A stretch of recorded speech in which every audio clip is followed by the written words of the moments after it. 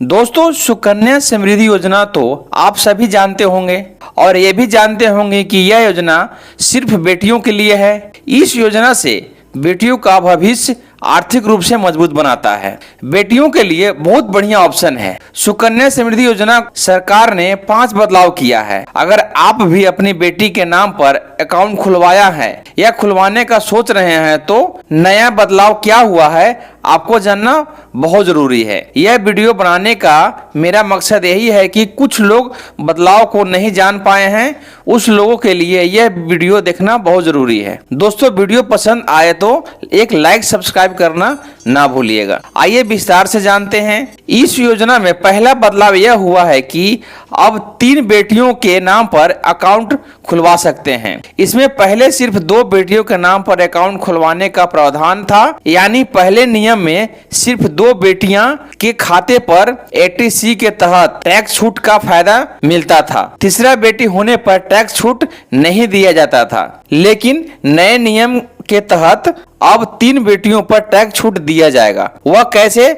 अगर एक बेटी के बाद 2 जुड़वा बेटियां होती है तो फिर इस स्थिति में तीनों बेटियों के खाते खुलवाने पर 80C के तहत टैक्स छूट का फायदा दिया जाएगा। दूसरा बदलाव इस योजना में यह हुआ है कि अगर आपका खाता डीएक्टिवेट हो जाता है तो इसके बावजूद भी जमा रुपया पर ब्याज मिलता रहेगा। जैसे कि उदाहरण से समझते हैं, योजना में मिनिमम 250 रुपये जमा करना जरूरी होता है और 1 साल में 1.5 लाख रुपये जमा कर सकते हैं। लेकिन किसी अभाव के कारण कोई व्यक्ति 1 साल में 250 रुपये भी जमा नहीं कर पाता है या भूल जाता है, इसके बाद पुराने नियम के अनुसार वह अकाउंट डिफॉल्ट कैटेगरी में चला जाता था और इस पर ब्याज भी रोक दिया जाता था। पेनाल्टी के साथ अकाउंट को दोबारा एक्टिवेट कराने की सुविधा थी, लेकिन नए नियमों के अनुसार खाते को दोबारा एक्टिव नहीं कराने पर मैच्योरिटी तक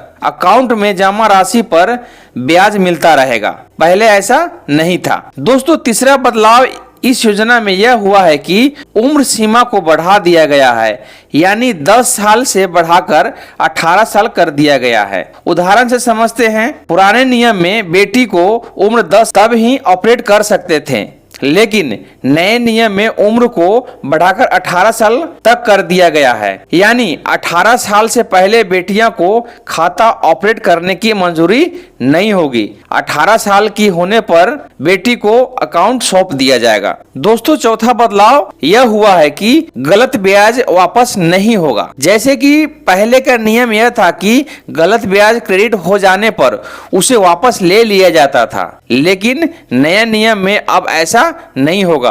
अगर ब्याज क्रेडिट हो गया तो उसे वापस लेने का प्रावधान हटा लिया गया है। मतलब एक बार ब्याज क्रेडिट हो गया या डल गया तो दोबारा वापस नहीं लिया जाएगा। खाते में ब्याज हर साल वित्त वर्ष के आखिरी में क्रेडिट किया जाएगा। अब रहा 5वां बदलाव, अकाउंट बंद करने की शर्तें। दोस्तों, पुराना योजना में बेटी की मौत हो या बेटी का पता बदलने पर अकाउंट को बंद किया जा सकता था, लेकिन अब नए नियम में अकाउंट होल्डर जानलेवा बीमारी होने की स्थिति में या अभिभावक की मौत होने पर भी समय से पहले अकाउंट बंद किया जा सकता है। नए नियम में इसे भी जोड़ दिया गया है। तो दोस्तों, ये थी सुकन्या समृद्धि योजना के बारे में, नए नियमों के बदलाव के बारे में इंफॉर्मेशन। अगर मेरा वीडियो आपको पसंद आया तो प्लीज एक लाइक करें, शेयर करें और सब्सक्राइब करना ना भूलें। हमें दीजिए इजाजत, तब तक के लिए धन्यवाद।